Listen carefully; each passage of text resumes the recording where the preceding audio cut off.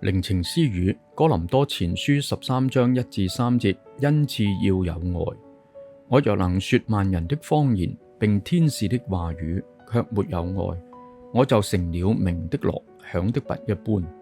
我若有先知講道之能，也明白各樣的奧秘，各樣的知識，而且有全備的信，叫我能夠移山，卻沒有愛，我就算不得什麼。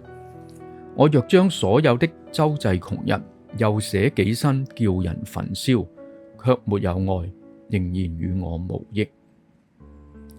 保羅已經分析完恩賜嘅功用，恩賜唔係用嚟誇耀，乃係叫基督嘅身體長大。現今佢繼續討論恩賜嘅運用，要有愛先至能夠有真正嘅益處。換言之，恩賜係盛載愛嘅工具，叫人產生改變，既能造就別人，都能夠造就自己。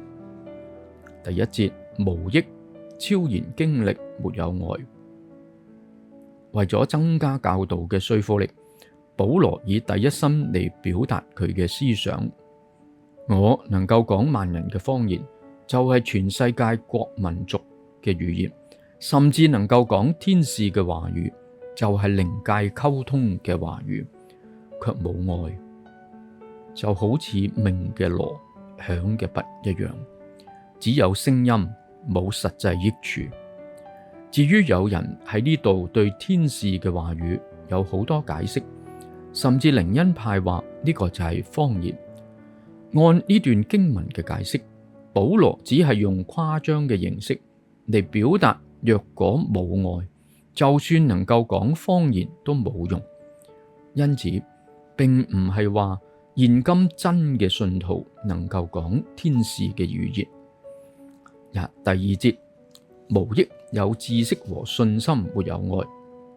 人能夠有講道能力，解釋啟示同明白深奧嘅道理，有全備嘅信心去移山，表示佢作工嘅能力好強，侍奉得好好，卻唔帶住愛，都係冇用嘅。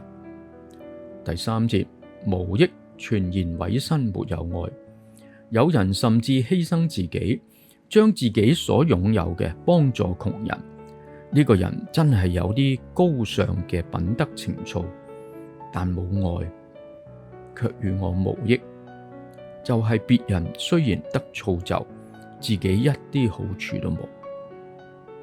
保羅以愛為大前提嚟睇恩賜侍奉，整本聖經嘅教導都係以愛人愛神為中心。保羅所強調嘅愛係屬靈嘅愛，因着基督嘅愛驅使而產生愛嘅動力，呢個先至能夠有真正屬靈嘅果效。換言之，就係你嘅侍奉係由心裏邊愛嘅動力而推動。每當我哋侍奉嘅時候，時常提醒自己係咪有愛。假若失卻咗，就應當安靜禱告，讓主嘅愛再一次充滿我哋。親愛天父，侍奉有愛同冇愛，只係一線之差。求主耶穌嘅愛常常感動我哋，叫我哋能夠真正喺內心充滿住愛嚟到侍奉你。阿門。